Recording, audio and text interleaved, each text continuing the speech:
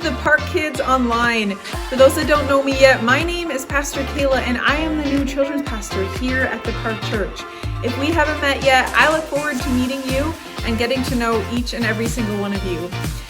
Wherever you're watching from, I hope and pray that this online lesson, you can use it to find Jesus and grow in relationship with Him. And I also want to encourage you to have discussion throughout the video and answer the questions at the end as a family. Asking and answering questions are a huge part of discipleship. You will find the most value when you engage together. Make sure you also take a look at the video's description because you can find resources there sometimes and the weekly coloring sheet. So God bless you and your family as you grow and learn together.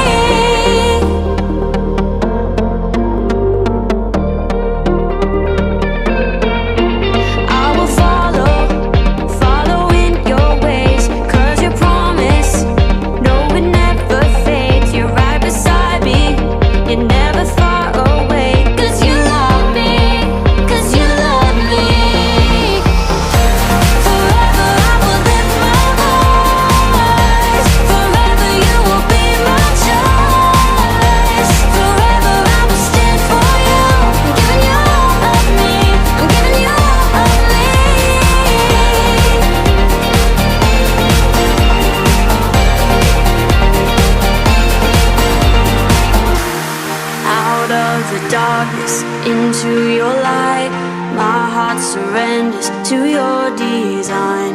You gave me purpose, so I give my life. I'm giving you all of me.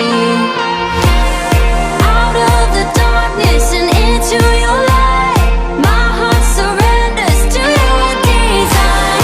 You gave me purpose, so I give my life. I'm giving you all of me.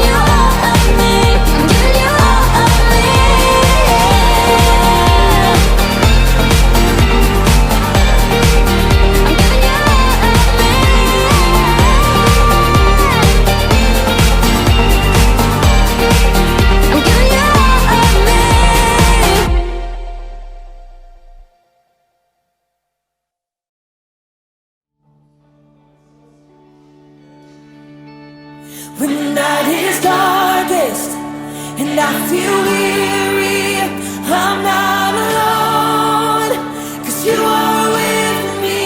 A new day is coming, I see light, and the sun will rise, and hope is alive, yeah. No matter what tomorrow brings, I know that you'll be by my side all the time. You'll never leave me when shadows fall.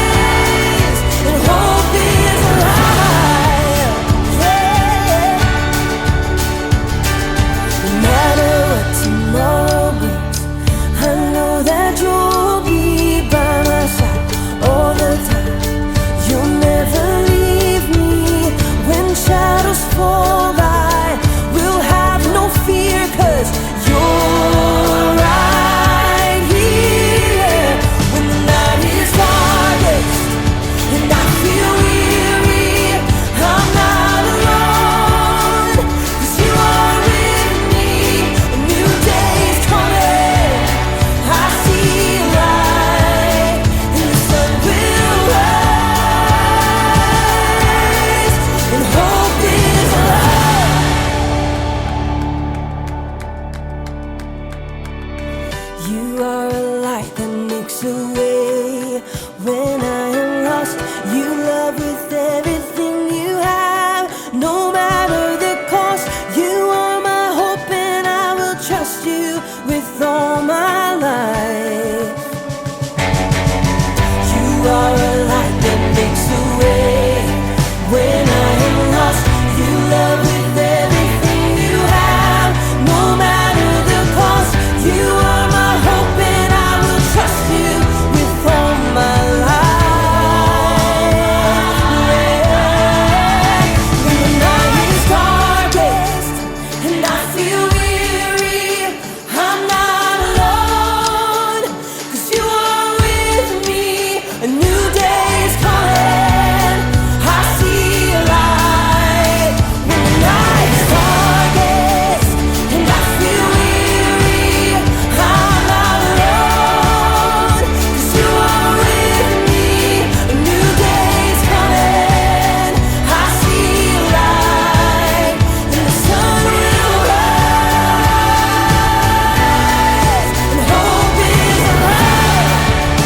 Yeah, hope is alive.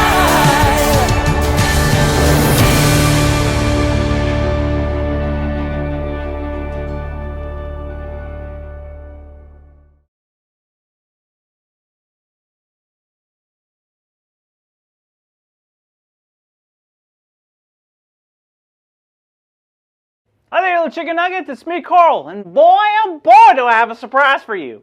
Well, welcome to Grow TV. Welcome to Grow TV,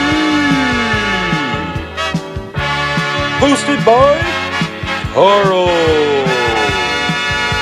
where we have fun with our friends, talk about Jesus, and go over everything the Bible has to offer.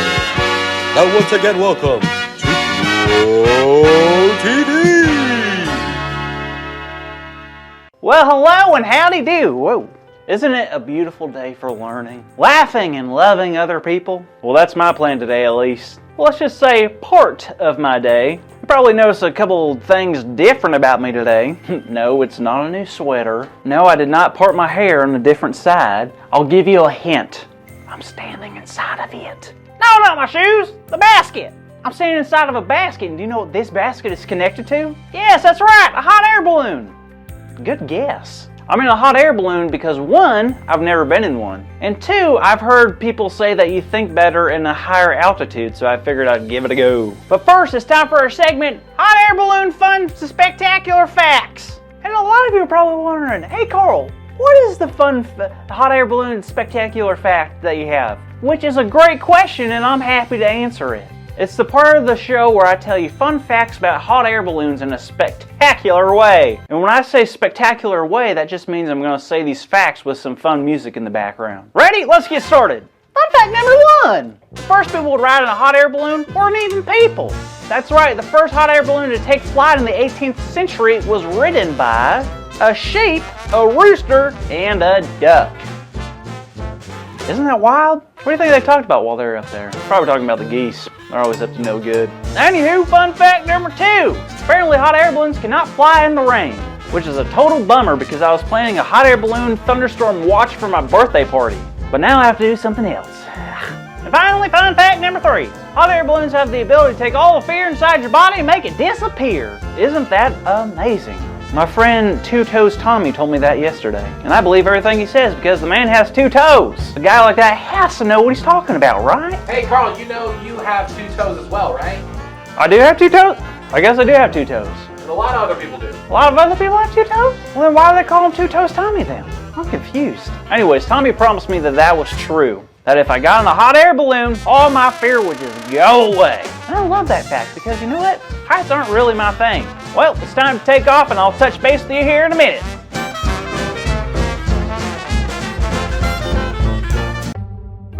Y'all, I may have made a miscalculation because as you can see, I'm in a hot air balloon and I am also in the sky. And guess what?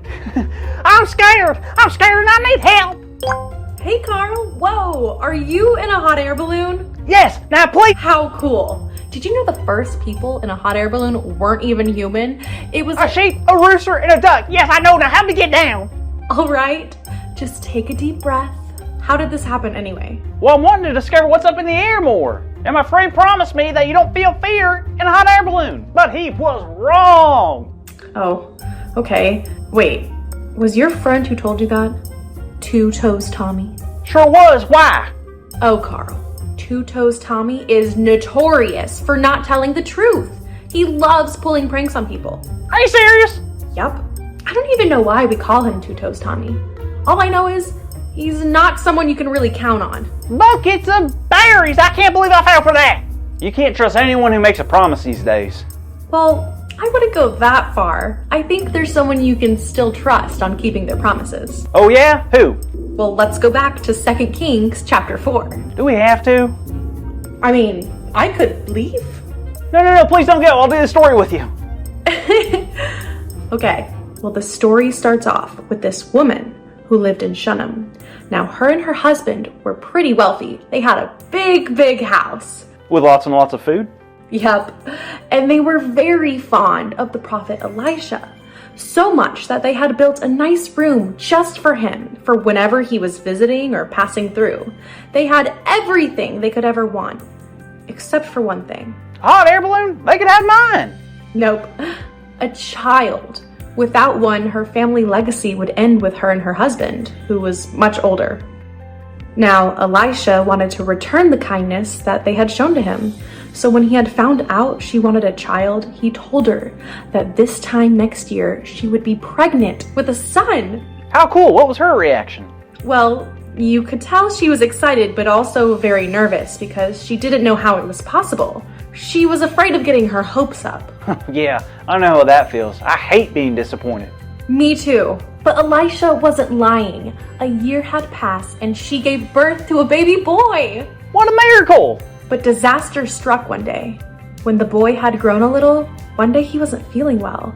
His family tried to make him feel better, but nothing worked, and he ended up dying. What? Katie, I don't know if anyone told you this, but this is not the way to make someone feel better who's scared to death of being in a hot air balloon. Hang on, Carl. The story isn't finished. Almost immediately, the mother knew what she had to do. She had to go find Elisha and ask him to bring her son back to life. So she traveled to him and told him what had happened. What do you do? Takes it too bad, too sad, like the Two Toes Tommy's just texted me? Nope, the opposite. He went back with the mother to their house, went into the room where the boy was, shut the door, and he began to pray. He kept praying and trusting God. He prayed and asked God to heal the boy. And the boy began to breathe once again. Get out! He brought the boy back to life? He sure did. The mother came in and thanked Elisha for what he had done. And guess what, Carl? Huh. I tell you that story not only because it's great and wonderful, but because it teaches us a very special thing. We may not be able to trust everyone, but we can always count on God's promises. You know what, Katie? You're right. I don't know why I got so worked up earlier. I can't remember a time in my life where God's gone back on a promise or disappointed me. Exactly. There are thousands of promises from God in the Bible and so many stories of others trusting in those promises. And there are people in our lives today, like parents and friends, who trust the promises of God and find out that they are always true.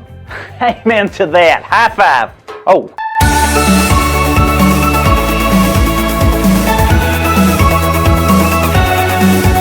Wow. I tell you what, out of all the big ideas in the universe, this one, much like a hot air balloon, is probably the most uplifting.